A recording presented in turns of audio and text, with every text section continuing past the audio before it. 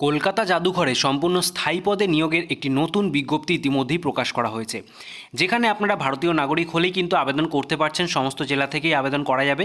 এছাড়া এখানে কী কী শিক্ষাগত যোগ্যতার প্রয়োজন, স্যালারি কত টাকা দেওয়া হবে, কোন কোন ডিপার্টমেন্টে নিয়োগ করা হচ্ছে, এই সমস্ত বিষয়ে জানতে হলে অবশ্যই ভিডিওটিকে শেষ পর্যন্ত দেখতে হবে।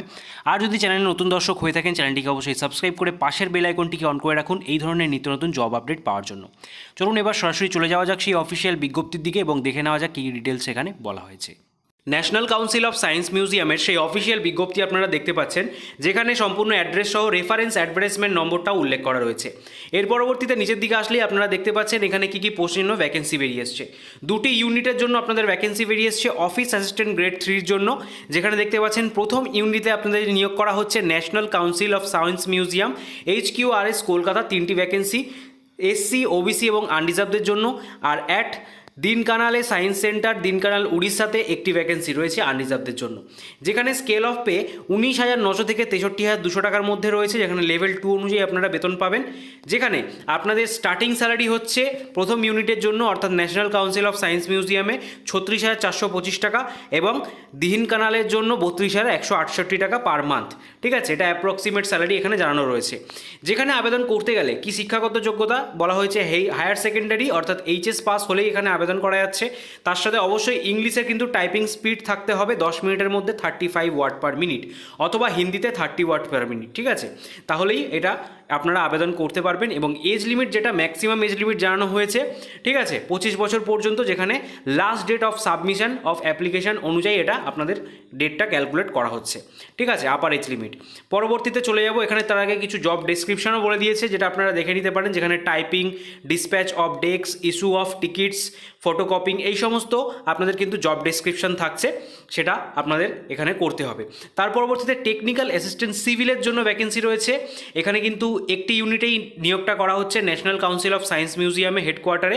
ঠিক আছে, অ্যান্ড বিড়লা ইন্ডাস্ট্রিয়াল টেকনোলজি মিউজিয়ামে দুটি ভ্যাকেন্সি রয়েছে।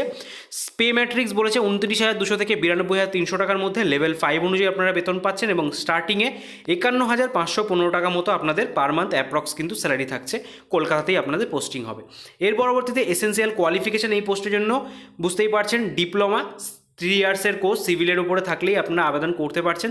আর কোনো রকম শিক্ষাগত যোগ্যতা বা এক্সপিরিয়েন্স এখানে চাওয়া হয়নি। এবং 35 ইয়ার্স পর্যন্ত এখানে প্রার্থীরা আবেদন করতে পারবে। লাস্ট ডেট অনুযায়ী বয়সটা ক্যালকুলেট করা হবে। ঠিক আছে, এখানেও জব ডেসক্রিপশন আপনারা দেখতে পাচ্ছেন, repair and maintenance of building and installation, এই সমস্ত কাজকর্ম আপনাদের করতে হবে। ঠিক আছে, এই পোস্টের জন্য আপনাদের যে সিলেকশন প্রসিডিওর রয়েছে সেটা একবার আপনাদের বলে দিই। এখানে কিন্তু দুটো স্টেজ রয়েছে, টেস্ট আর ইন্টারভিউ। এই দুটোর উপরে বেস করেই আপনাদের ফাইনাল সিলেকশন এখানে কমপ্লিট হবে, যেখানে আপনাদের ফাইনাল মেরিট লিস্টের উপরে বেস করে আপনাদের সেখান থেকেই প্রার্থী বাছাই করা হবে। এবং এখানে আপনারা কারা কারা সিলেক্টেড হলেন তারা কি করে বুঝবেন, তাদের জন্য আপনাদের বাড়িতে কিন্তু কল লেটার পৌঁছে যাবে। যারা যারা এখানে সিলেক্টেড ক্যান্ডিডেট রয়েছেন তাদেরকেই কেবলমাত্র এই টেস্ট আর ইন্টারভিউর জন্য কল লেটারটা পাঠানো হবে। ঠিক আছে, তো এরপরে আসবো আপনাদের আবেদন প্রক্রিয়া, যেটা সম্পূর্ণ অফলাইনের মাধ্যমে রয়েছে। তার জন্য আপনারা অনস্ক্রিন এখন দেখতে পাচ্ছেন এখানে একটা ব্যাঙ্ক ডিটেলস দেওয়া রয়েছে। এই ব্যাঙ্ক ডিটেলসে আপনাদের কিন্তু ডিমান্ড ড্রাফটের মাধ্যমে এখানে ডিডি করতে হবে। ঠিক আছে, কাদের ফেভারে করতে হবে তার ডিটেলস বলে দিয়েছে। ন্যাশনাল কাউন্সিল অফ সায়েন্স মিউজিয়ামের ফেভারে করতে হবে, দেখতেই পাচ্ছেন।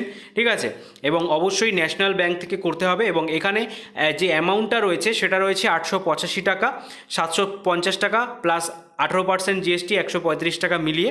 ঠিক আছে, এটা অবশ্যই জেনারেল প্রার্থীদের জন্য।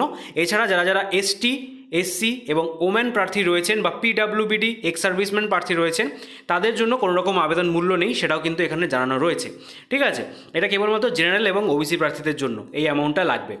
এরপরে আপনাদের দেখিয়ে দিই সেই অ্যাপ্লিকেশন ফরম্যাট। এটাকে কিন্তু অবশ্যই A4 সাইজে প্রিন্ট আউট করে ডাউনলোড করে নেবেন এবং এখানে সমস্ত পোস্টের ডিটেলসগুলো আপনাদের দিতে হবে। দেখতে পাচ্ছেন রিসেন্ট পাসপোর্ট সাইজ ফটোগ্রাফ, তারপরে রয়েছে পোস্ট অ্যাপ্লাইড ফর, কি পোস্টের জন্য আপনারা আবেদন করছেন, নেম ফুল ব্লক লেটারে, অ্যাড্রেস দিতে হবে, তারপরে রয়েছে ডেট অ্যান্ড প্লেস, কোথা থেকে আবেদন করছেন। ঠিক আছে, প্লেস অফ বার্থ, তারপরে হচ্ছে সিটিজেন অফ ইন্ডিয়া, এই সমস্ত ডিটেলস দেওয়ার পর আপনাদের এডুকেশনাল কোয়ালিফিকেশান, আধার নম্বর, প্যান নম্বর। ঠিক আছে, এর পরবর্তীতে দেখতে পাচ্ছেন এখানে আরও কিছু এক্সপিরিয়েন্স ডিটেলস চাওয়া হয়েছে। ঠিক আছে, যদি থেকে থাকে অবশ্যই সেটা দিতে পারেন।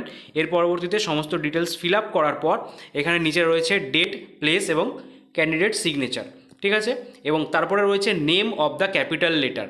এখানে কিন্তু ক্যাপিটাল লেটারও একটা নেম লিখতে হবে নিচে। ঠিক আছে, এটা সম্পূর্ণ কমপ্লিট হওয়ার পর এর সাথে যে সাপোর্টিং ডকুমেন্টস রয়েছে দেখতে পাচ্ছেন লিস্ট অফ এনক্লোজার্স, এখানে কিন্তু অবশ্যই সেই নামগুলো লিখে দেবেন এবং তার সাথে সেলফ অ্যাটেস্টেড যে জেরক্স কপি সেটাকে অ্যাটাচ করার পর খামবন্দি অবস্থায় এই যে অ্যাড্রেসটা দেখতে পাচ্ছেন এই অ্যাড্রেসে আপনাদেরকে পাঠিয়ে দিতে হবে। এই অ্যাড্রেসে পাঠানোর যে লাস্ট ডেট রয়েছে সেটা দেখতেই পাচ্ছেন 11/3/2024 তারিখ, ফ্রাইডে। এই তারিখের মধ্যে আপনাদের পাঠাতে হবে। সেটা কিন্তু অবশ্যই কীভাবে পাঠাবেন তার ডিটেলসও বলেছে। স্পিড পোস্ট অথবা রেজিস্টার পোস্টের মাধ্যমেই পাঠাতে হবে অথবা কোরিয়ারের মাধ্যমেও পাঠানো যাবে, ঠিক আছে। Application send by email, hand, fax shall not be entertained, ঠিক আছে।